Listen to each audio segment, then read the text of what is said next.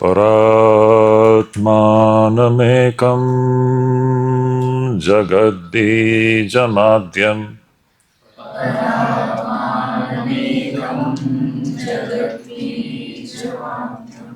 निरीहं निराकारमोङ्कारवेद्यं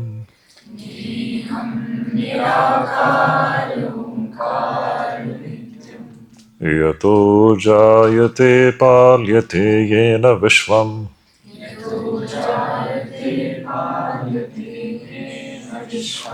तमीशं भजे लीयते यत्र विश्वम्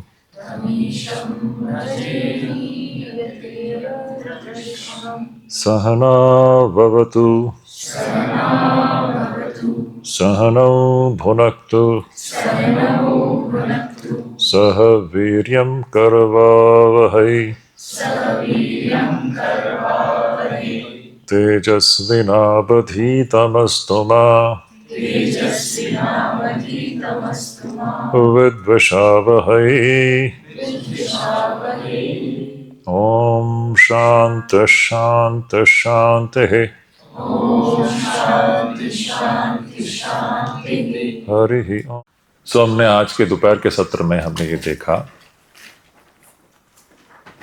शंकराचार्य जी कह रहे हैं चाहे आप जो चाहे आप कर लो, लेकिन जीव का आत्मा के साथ का जो एकत्व है, इसके ज्ञान के बगैर आप कभी भी मुक्त नहीं हो सकते। जीव का आत्मा के साथ एकत्व मतलब आत्मज्ञान, कि आप यह देहेंद्रिय संघात नहीं हो, आप इस देहेंद्रिय संघात से पृथक वह नित्य शुद्ध बुद्ध मुक्त आत्मा हो।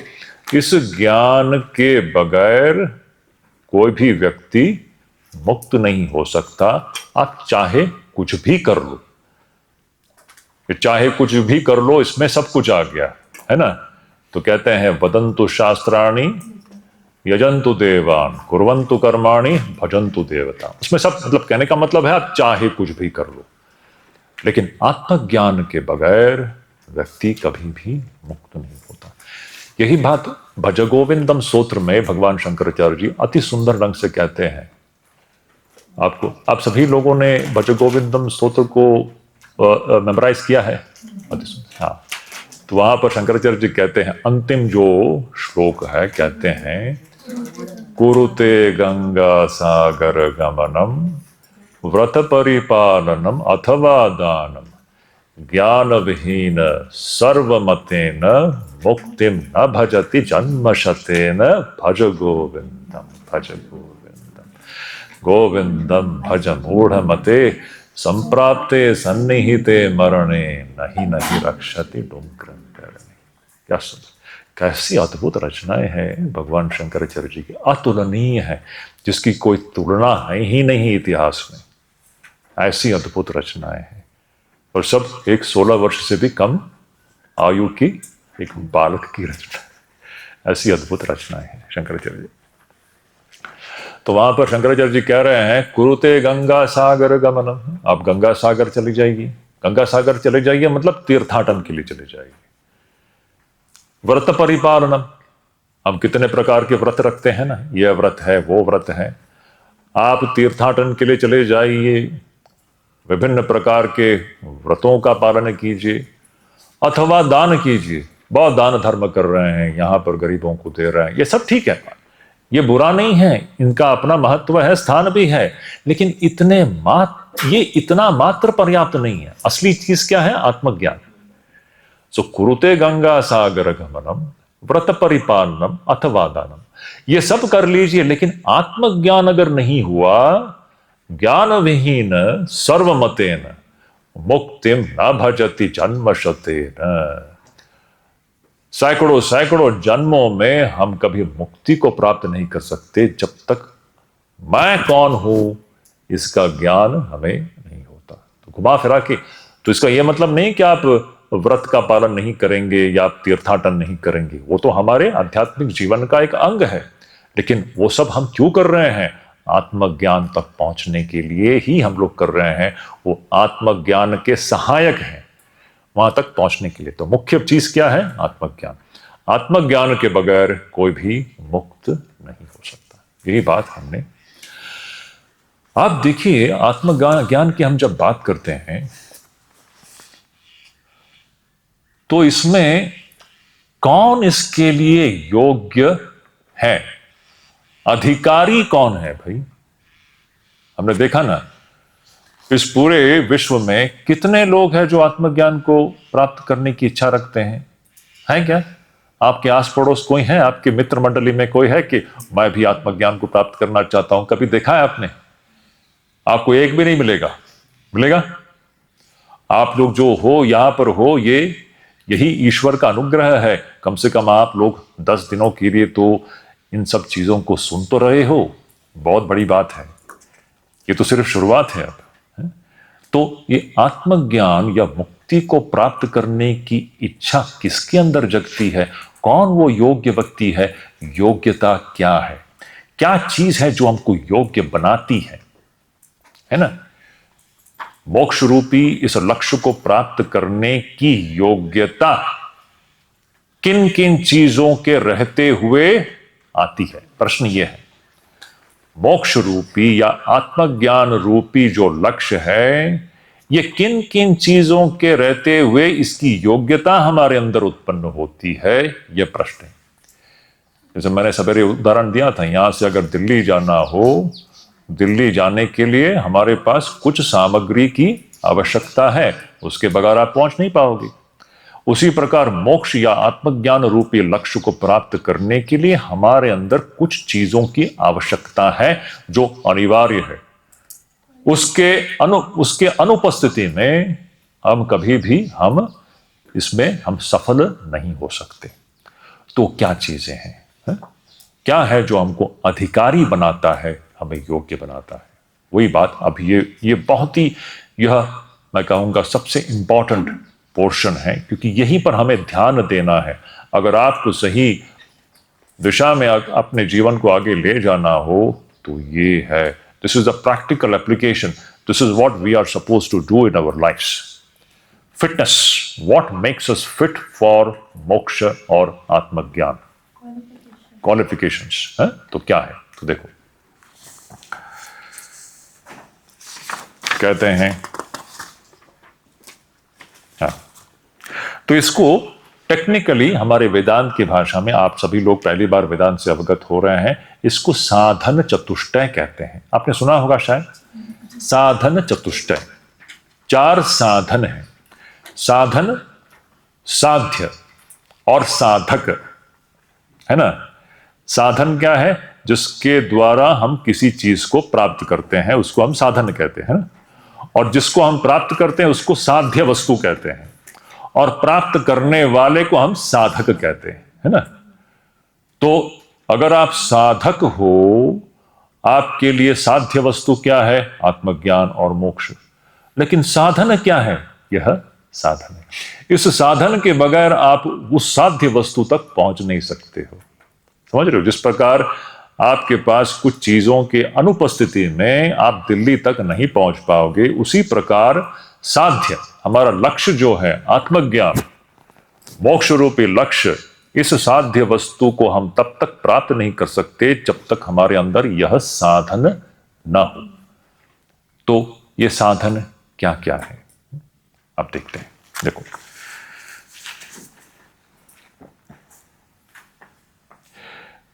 विवेकिनो विरक्तस्य शमादिगुणशालिनः मुमुक्षोरेव हि ब्रह्म जिज्ञासा योग्यता मता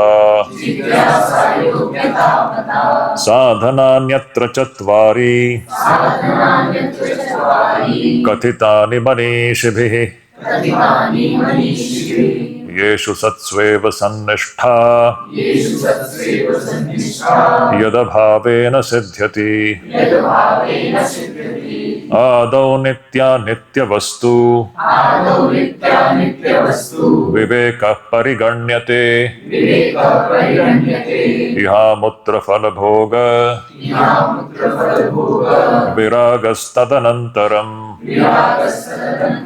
समाधिषट्कसम्पत्तिः मुमुक्षुत्वमिति स्फुटम्। इन 3 श्लोकों में भगवान शंकराचार्य जी हमें बता रहे हैं वो कौन कौन से साधन हैं जिसके रहते हुए ये साधक इस साध्य वस्तु को प्राप्त कर सकता है। इन साधनों के अभाव में हम सफल नहीं हो पाएंगे। तो it's a very practical thing. अगर हमें सफल होना है, किस में सफल होना है? मैं कौन हूं, इस प्रश्न के उत्तर को प्राप्त करने में अगर सफल होना हो तो इन साधनों की आवश्यकता है। इन साधनों के बगैर कोई भी सफल नहीं हो सकता। तो क्या साधन है? एक एक पॉइंट महत्वपूर्ण है। अभी ये सिर्फ इंट्रोड्यूस किया गया है, आगे हर एक पॉइंट का विशद रूप से उसका जो डेफिनेशन है, परिभाषा जो है, दिया जाएगा। तो शंकराचार्य जी कह रहे हैं चार साधन है। क्या साधन है? विवेकिनो विरक्तस्य समाधि गुणशालिनः मुमुक्षुरेव हि ब्रह्म जिज्ञासा योग्यता मता। ब्रह्म जिज्ञासा की योग्यता, बड़ा सुंदर शब्द है। योग्यता किसके लिए? योग्यता ब्रह्म जिज्ञासा के लिए। ब्रह्म जिज्ञासा मतलब किसकी जिज्ञासा? आत्म जिज्ञासा। अपने स्व के विषय में जिज्ञासा है।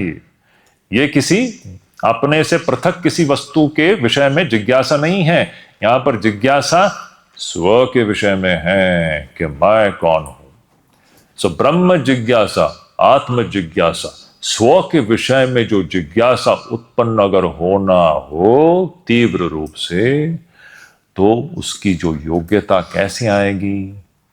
जो विवेकी होगा, विवेकिनो, जो वैरागी होगा, विरक्तस्य, और शमादि गुणशालिनः, जो शम दमादि षट संपत्ति, 6 संपत्तियां हैं। ये 6 संपत्ति मिलाकर के एक गुट है। It's a packet of 6 wonderful virtues, qualities. षट संपत्ति कहते हैं। 6 गुण है उसमें। ये 6 गुणों का एक गुट है, उसको षट संपत्ति कहते हैं।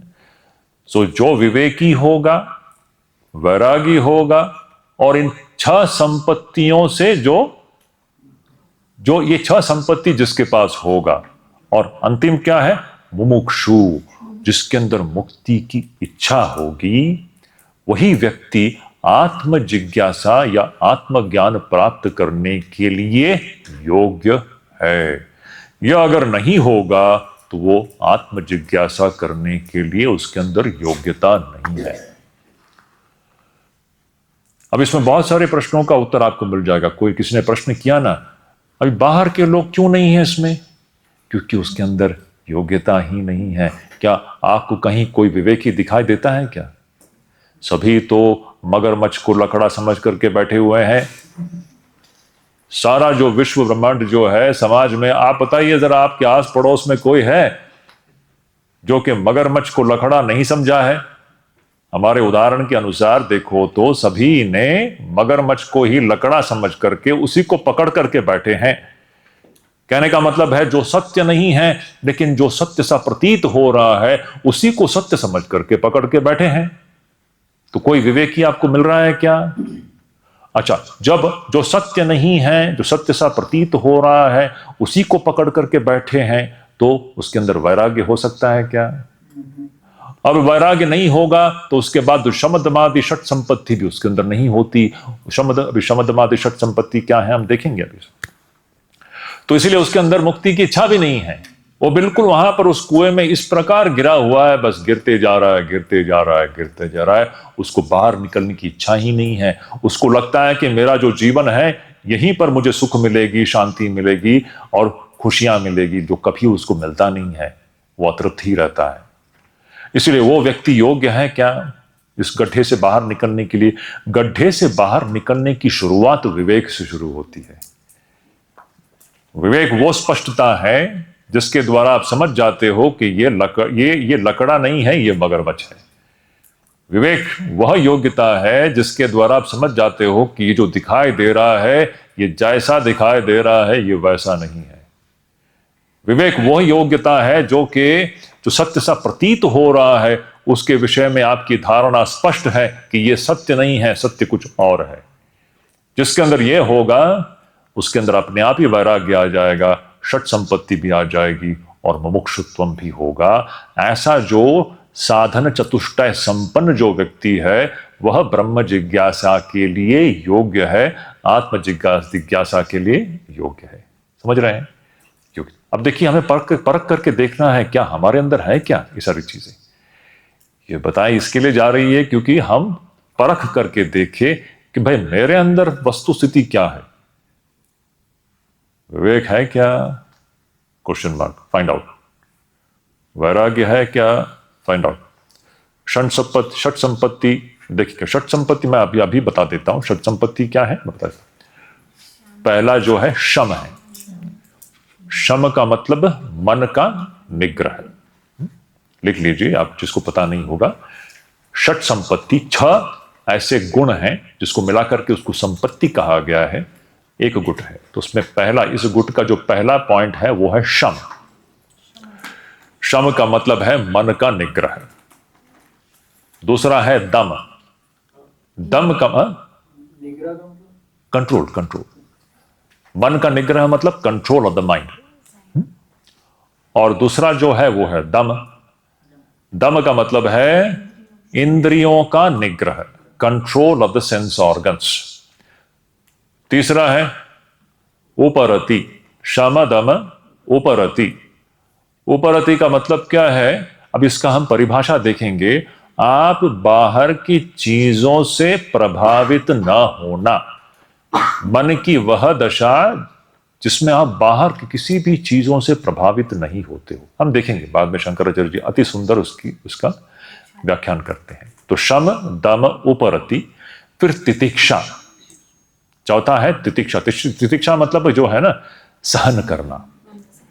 जीवन में तो दुख तो आते ही हैं, सभी दुखों को सहन करना पड़ता है। इस व्यवहारिक स्तर पर जीवन क्या है, ये तो उथल पुथल है कि नहीं? No, forbearance. The Titikshas translation is forbearance, not perseverance. Forbearance मतलब सब कुछ सहन करना, तितिक्षा। सहनशीलता, सहन करना, सहनशीलता, सही कहा।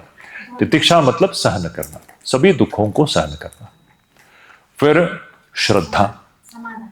श्रद्धा और समाधान। पांचवा अभी हमने क्या देखा? शम दम उपरति तितिक्षा। तितिक्षा नहीं, श्रद्धा। तितिक्षा के बाद श्रद्धा। पांचवा जो है वो श्रद्धा है।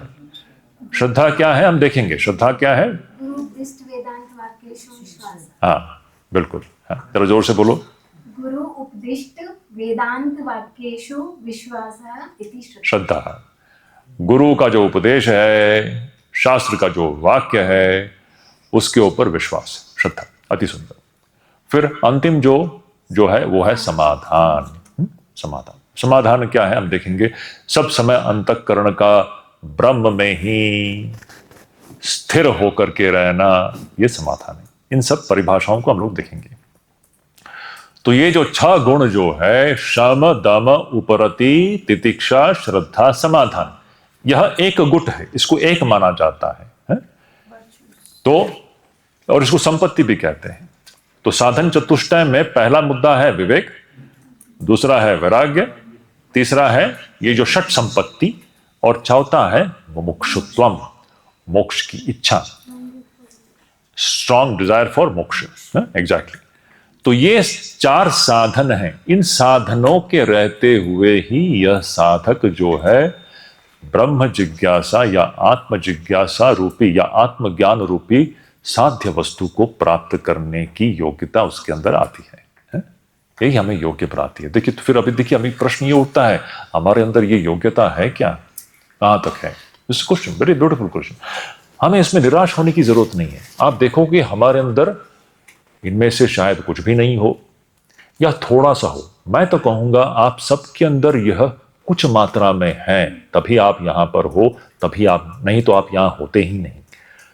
हमको पता नहीं होगा, आपके अंदर ऑलरेडी ये सारे इंग्रेडिएंट्स हैं, तभी आप इस जंगल में बैठे हैं। तो यहां पर क्या इतना आकर्षक है जो आप सारा जो शहर का जो चकाचौंध और जो ये है सारा भोग का जो परिसर छोड़ करके इस जंगल में आप क्यों बैठे हैं? 10 दिन मोबाइल को भी छूना नहीं है, है? ये तो सबसे बड़ी कठिन तपस्या है।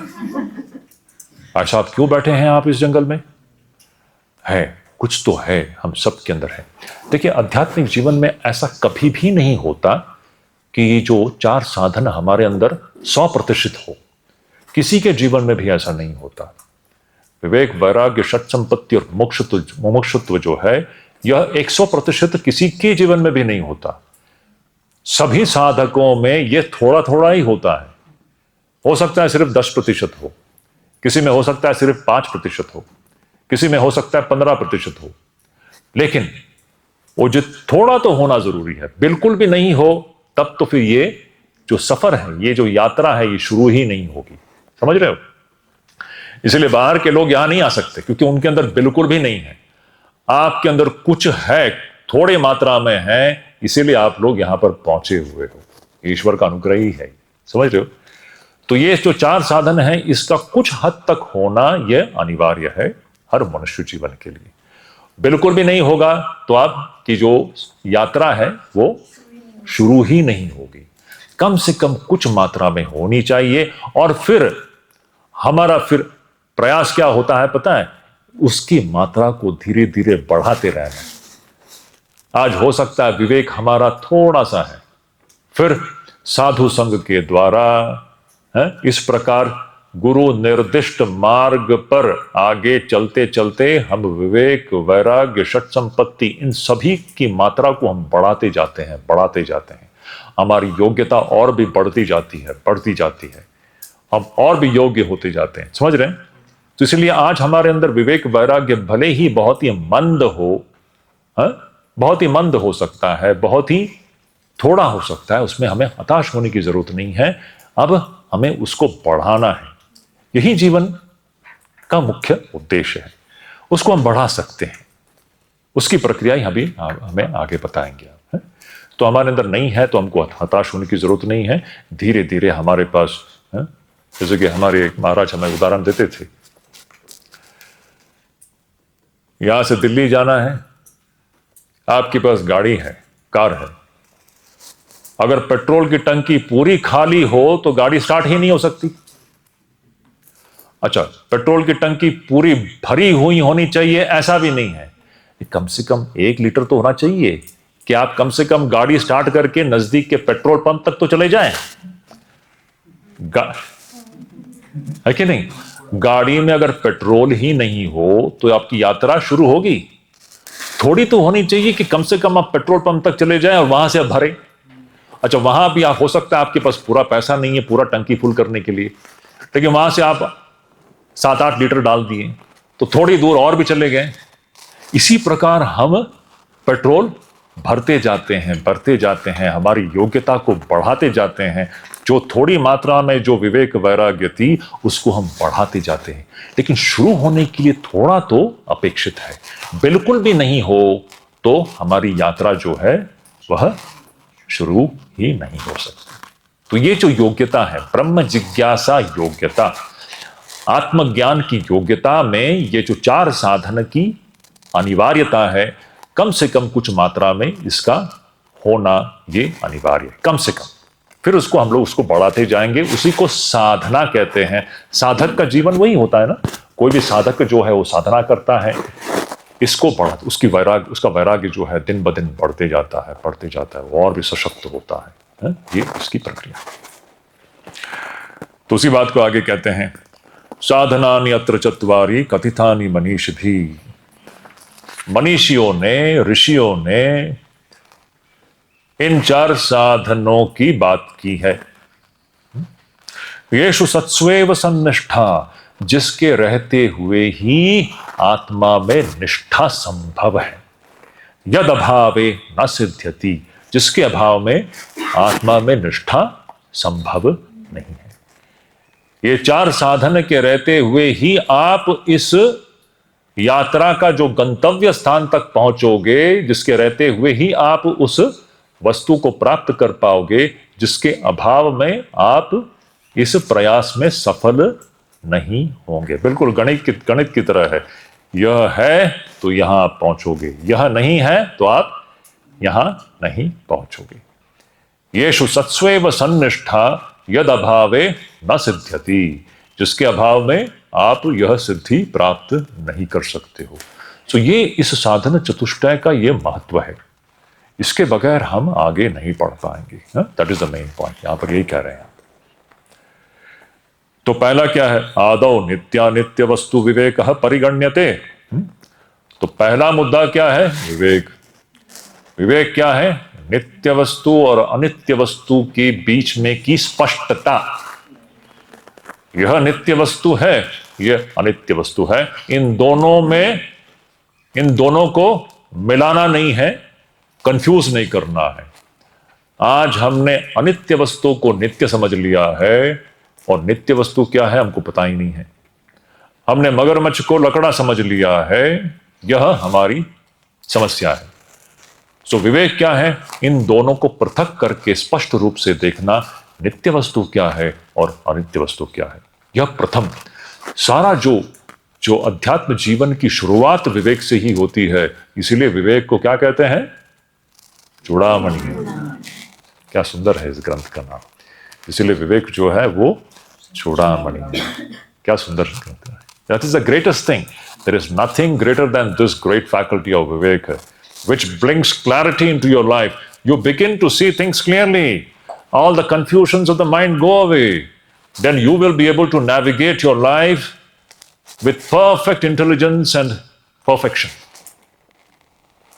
जब आप चीजों को स्पष्ट रूप से देखते हो, तब आप अपने जीवन को सही दिशा में बहुत ही बुद्धिपूर्वक, with intelligence, you can navigate. तो ये कोई थियरी नहीं है, इसका प्रतिफलन हमारे जीवन पर होता है, हमारे व्यक्तित्व पर होता है। आपका व्यक्तित्व ही बदल जाएगा। कैसा वो व्यक्ति जो विवेकी होगा ना, क्या उसके अंदर एक स्वाधीनता होती है। वो किसी के वश में नहीं है, वो किसी का गुलाम नहीं है। Is this not the best thing to happen? बताइए, is this not the best thing to happen? This tremendous spirit of independence.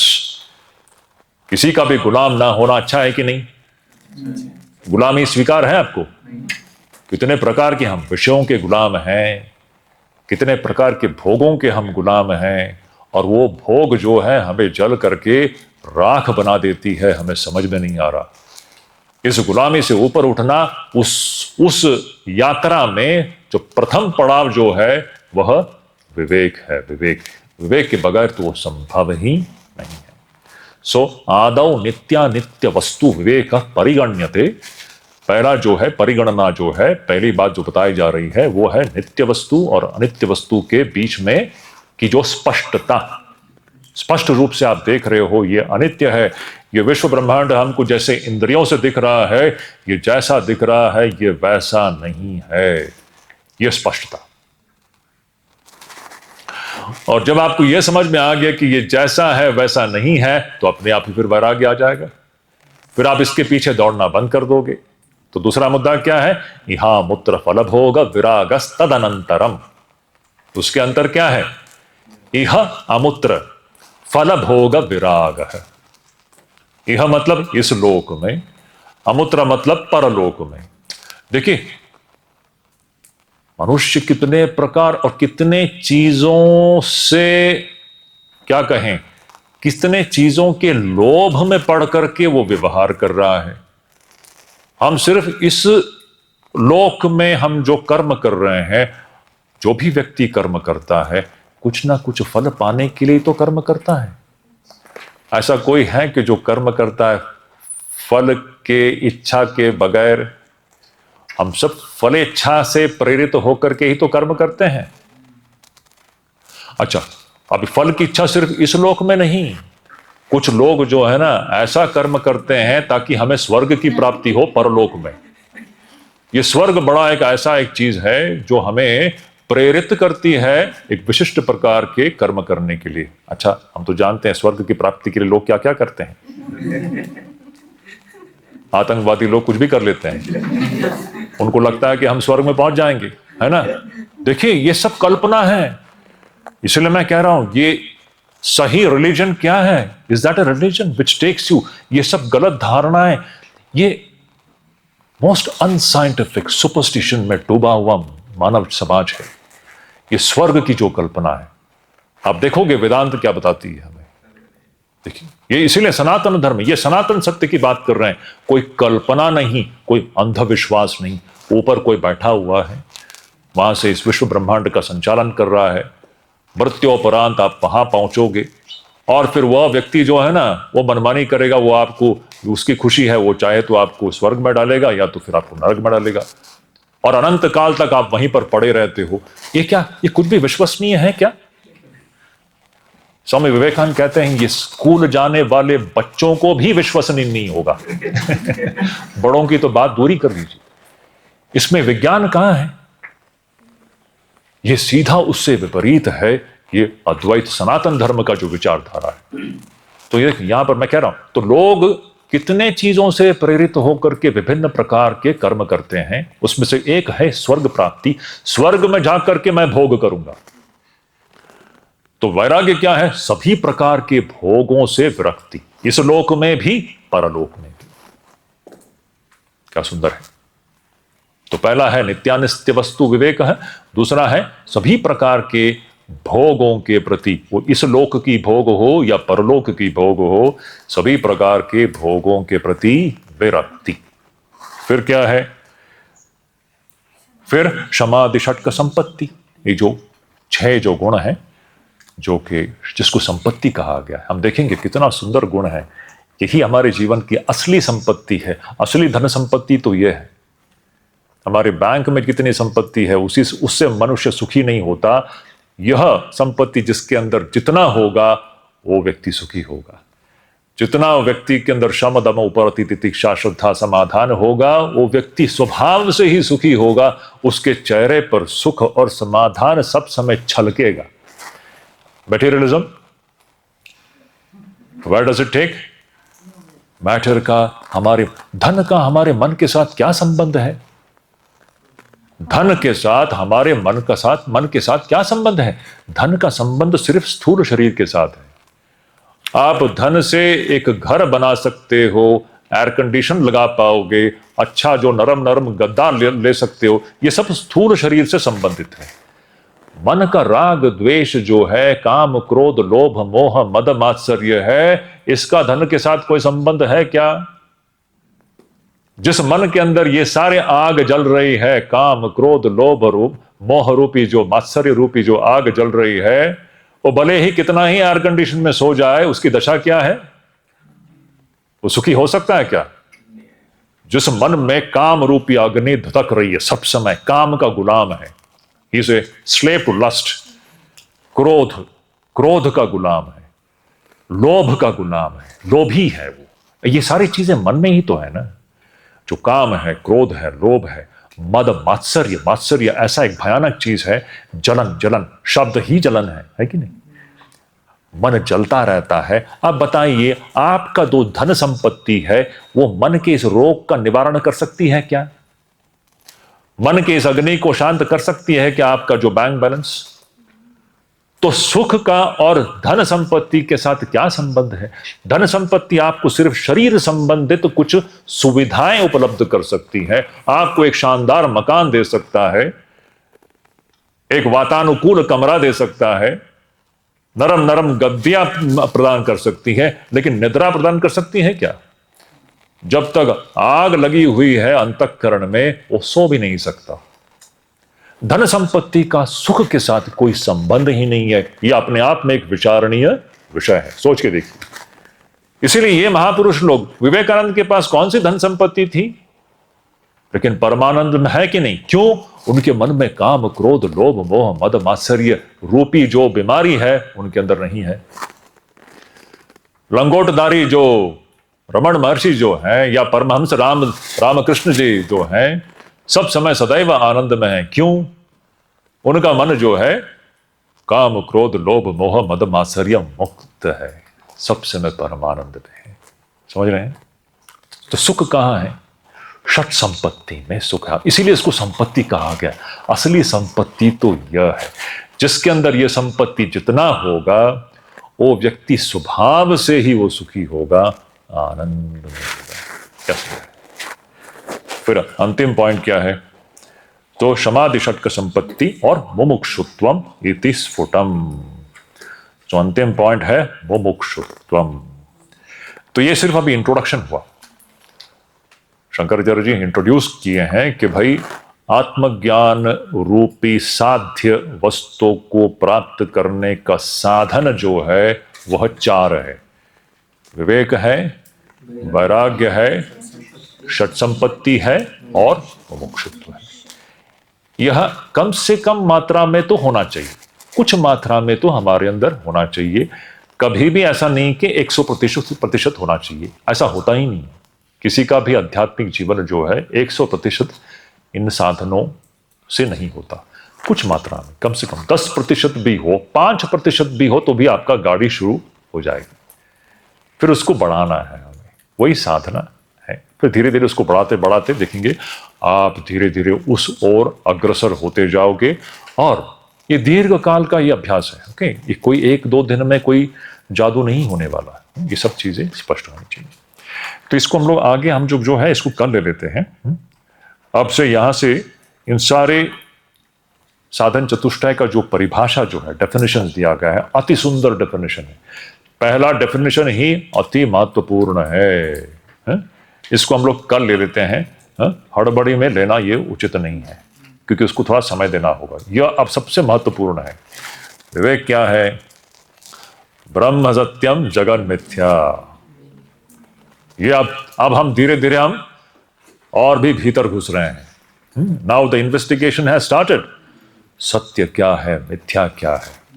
ये जो जगत जो हमको सत्य सा जो लग रहा है, ये सत्य है क्या? इसको हम लोग कर ले लेते हैं। अभी ज़्यादा है, 15 मिनट है, लेकिन मैं इस 15 मिनट में उसको ख़त्म नहीं करना चाहता। थोड़ा सा समय ले लेते हैं। Let us not hurry. ओम शांति शांति शांति। हरि ओम तत्सत।